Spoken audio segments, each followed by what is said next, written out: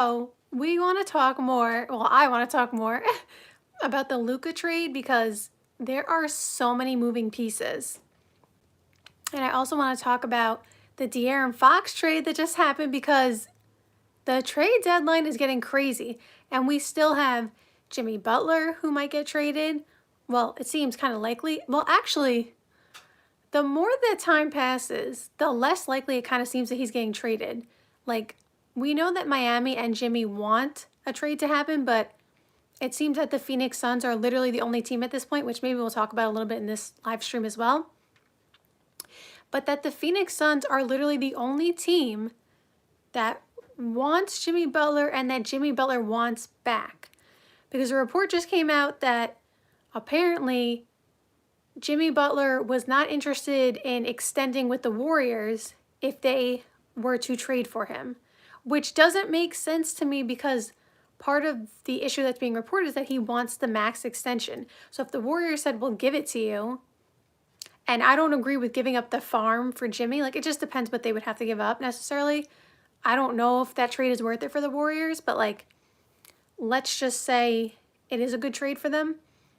I don't get why Jimmy, whatever, we'll get into that a little bit. Let's first talk about the De'Aaron Fox thing, okay? Because that just happened. De'Aaron Fox was traded to the San Antonio Spurs or rather the Kings got back, because it was a 3-team deal, Zach LaVine, and they got 3 first-round picks and 3 second-round picks. And then the Bulls got Kevin Huerter, Trey Jones, and Zach Collins. And I don't think the Bulls got any picks. And I don't think the Spurs got any picks. So let's get into this. Okay. De'Aaron Fox, this went really fast.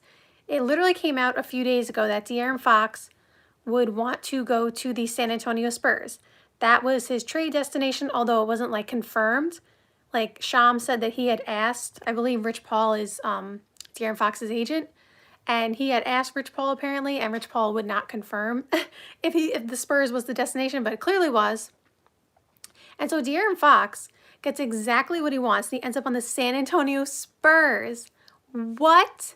That is so crazy. So first of all, the Spurs won the trade. Like, if there's a winner from this trade, it's the San Antonio Spurs. Why? Because they got De'Aaron Fox to pair with Victor Wembanyama, and De'Aaron Fox is right in his prime. Someone who is definitely reliable. He's clutch. He can score, all that stuff.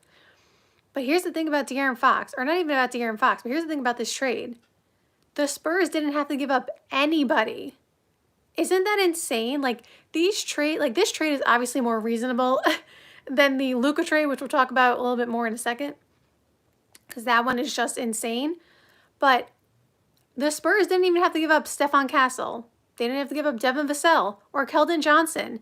Anybody. Like, okay, obviously they gave up Trey Jones and Zach Collins, but like, that's not Stephon Castle. That's not Devin Vassell. Like, that's not even Chris Paul. And I know Chris Paul is obviously at the end of his career, but still, like, they didn't have to give up any of the big names.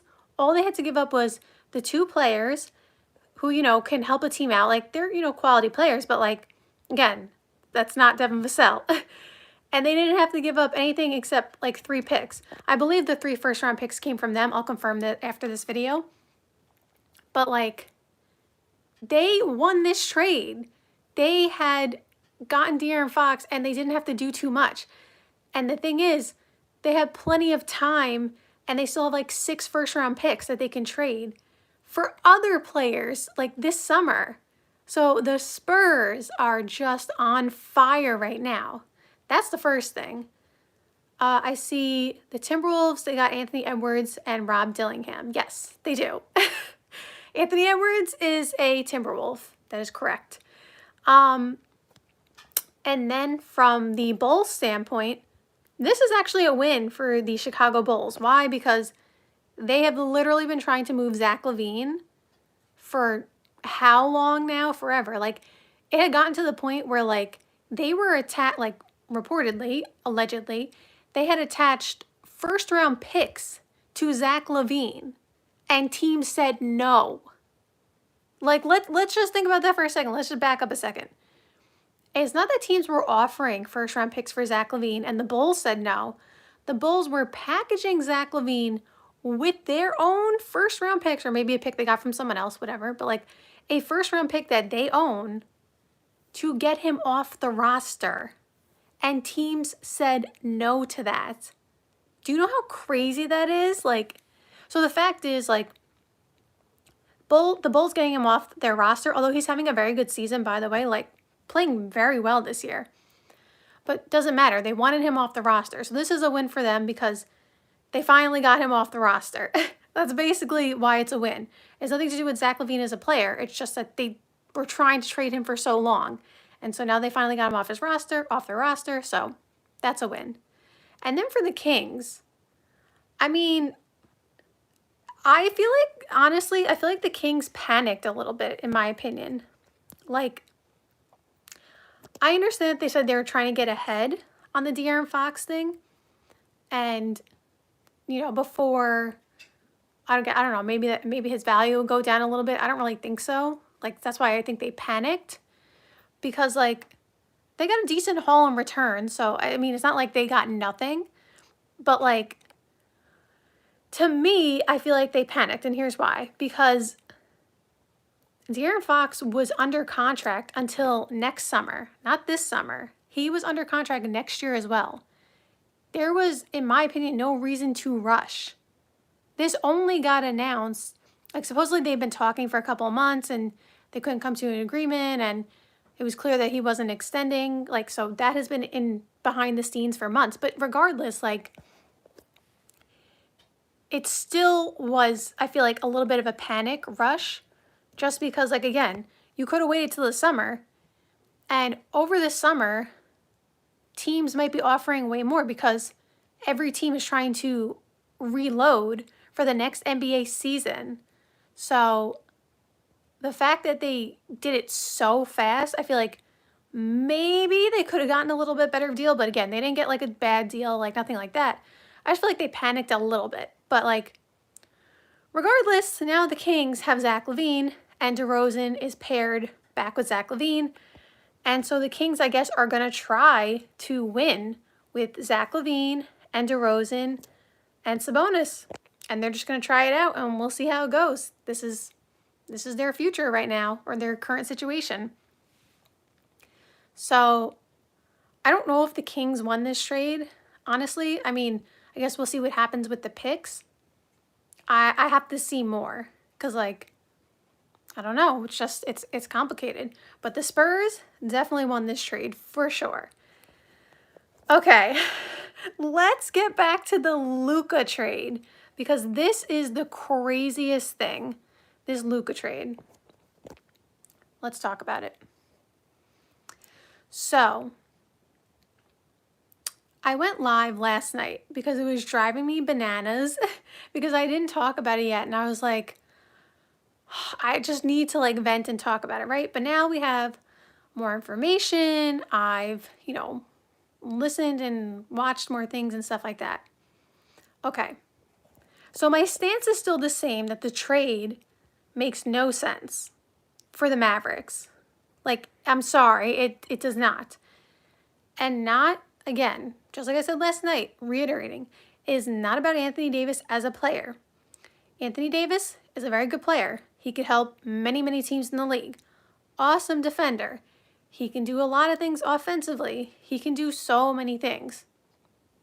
So it is not about Anthony Davis as a player. And I do think Anthony Davis actually fits on the Mavericks. So again, it's not a fit issue either. You traded Luka, who is regarded around despite what is being reported that the Mavericks don't value him the way the league values him. The fact of the matter is the league values him that way. And so, I'm trying to say this, in a very concise way. Because again, we are not in the front office. We don't know what is going on behind the scenes. There has to be more to this story. There has to be. There 100% is something else that we don't know. And I don't know if it's going to come out tomorrow, next week, next year, if ever. There is 100% something else. Let me explain to you why. Because a player like Luka Doncic does not go for 1 first-round pick. We just watched De'Aaron Fox get traded today for 3 first-round picks and 3 second-round picks. Do we think De'Aaron Fox is regarded the way that Luka is regarded?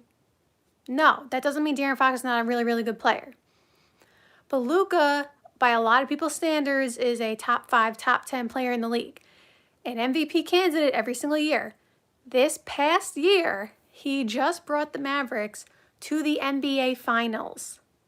And they traded him at 25 years old, averaging over 30 points per game every single year, or almost every single year. Let me not say every single year. Okay? So this is the background. Now, the reports are that they traded him because of his lack of conditioning, because he is out of shape or overweight, and they didn't want to pay him the supermax, which he was eligible for, which was, I believe, 345 million. So again, these are the alleged reports. We don't know all the facts, right?